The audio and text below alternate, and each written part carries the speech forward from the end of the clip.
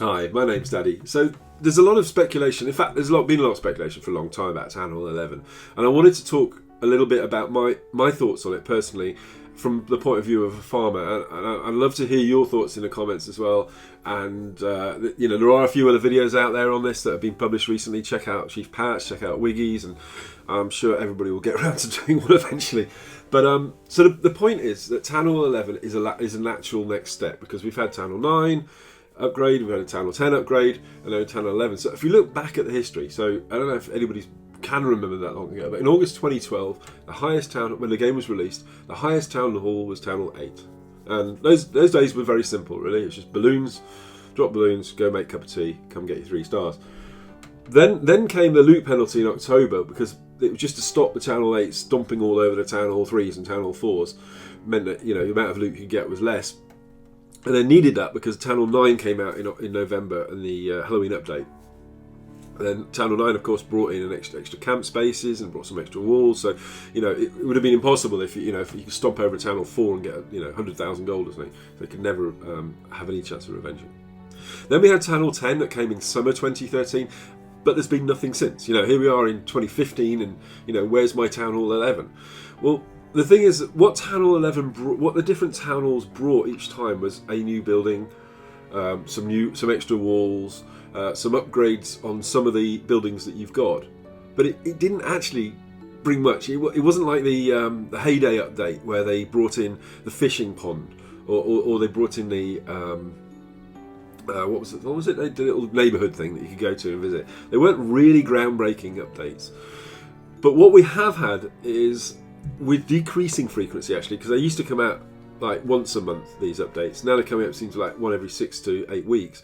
We've had incremental updates to the game, and there's been a lot of them. And one of them, of course, Clan Wars, had serious effects. It kind of completely changed the game altogether, but it was really an enhancement to something that was already there. And I do think that we're going to see more and more of these enhancements. They're going to take the game as it is and figure out how they can make it even more super awesome. Because, let's face it, there's hundreds of millions of downloads on Android. I can't count how many there are on iOS, but there are a ton of people playing this game. And so there must be something that's right about it, So they're trying to. I do think they're going to focus their efforts on trying to build in extra content. Extra enhancements to the game as it is. So I think we're going to see an awful lot more stuff around the troops, the way that they behave and the way they target and the way that you can have a successful attack if you're skillful. Possibly we're going to see changes to the buildings themselves. I would absolutely love to see a spell cannon. So whatever spells you're attacking with, it could attack back with spells. That would be fantastic. It would be awesome to have some sort of maybe targetability with the troops, so you could say, like you can get the flare in Boom Beach.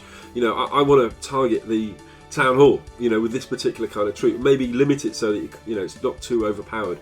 And to a certain extent, well, maybe not. With the Valkyrie, kind of that changed it a little bit, because it tends to sort of rush right in and target the heroes, but it isn't targeting. I think enhancements to the game are going to really be the focus that Supercell takes.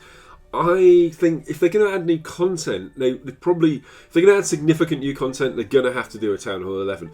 I'm not sure if they're going to add significant new content though, because if you look at it, if I start off now, if I was to farm from scratch from Town Hall 2 up to Town Hall 10, it's going to take me at least 2 years of hardcore farming. It's probably going to take in the region of $10,000 to $12,000 if I was to gem it all. And if they were going to add more hero levels, that would be exponentially more expensive. So I don't think they're going to want to set the bar to max out so far away for new players that it is totally and utterly impossible. I just can't see them doing that. Now, people come and go in the game. There's one of the most common things in our clan, because the clan's been around dating back for 2 years, is people just leave. And that's absolutely natural.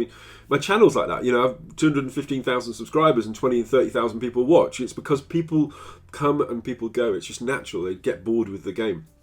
In fact, there's an argument to say it's better to recruit people into your clan that are not maxed out because they're going to be with you for longer. So it's going to be a cycle always, and they can't make that cycle just too long so people just don't bother. The other thing is technical limitations. So in the app development arena, there's two kinds of downloading you can have. There's downloading over cellular network, and there's downloading that has to happen over Wi-Fi. Now, if you're forcing people just to download it over Wi-Fi because your app is so big, you're missing out on many people that don't have access to Wi-Fi. Because don't forget, we don't all live in houses where we get Wi-Fi and cellular network. Some people just have access to cellular network. So they're going to try and keep the package size small. I think at the moment it's about 55 meg, and I don't know what the limit is, but I don't think they're going to be packing it so full of content that you have to download over Wi-Fi. So the big problem from a point of view of a farmer is the loot penalty. So if I was if all I can viably farm are channel 8s, 9s and 10s. I can't touch channel 7s. There's no point. The cost of the troops is greater than the return on an investment. So if the channel went to channel 11, I would then have to only be able to farm bases that have crossbows. And that would really be not a good thing for a farmer who's trying to raid as efficiently as you possibly can with tier 1 troops, barbarians, archers and potentially minions and wall breakers and stuff. So maybe they will include it to channel 11 to help force people to chase cups, but I really don't think so. I think they know that the most money that Supercell don't really care. Honestly, I've never had any conversations with money about Supercell, and I've been their office 3 times. There's no look at the sales figures we've achieved. There's always around the community, information around the community. But if you look at it from a business point of view, most of their money will come from the middle people, the people who do farm, but they also gem. Yeah, seriously. I mean, there are, 5,000 champions, 10,000 champions maybe, but there's 30 or 40 million people in the middle that love the game and buy the occasional bag of gems. So I think they're going to focus on keeping those people happy, and that is really going to be all around enhancements to the gameplay experience, trying to make that better.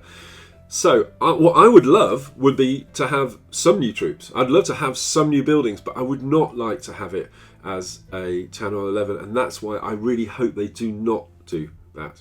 I really hope they don't go to channel 11, and I suspect, and this is the too long didn't read bit, I don't think there ever will be a channel 11, and that for me is a good thing. So I'd love to know what you think. Leave it in the comments. Take care, and bye for now.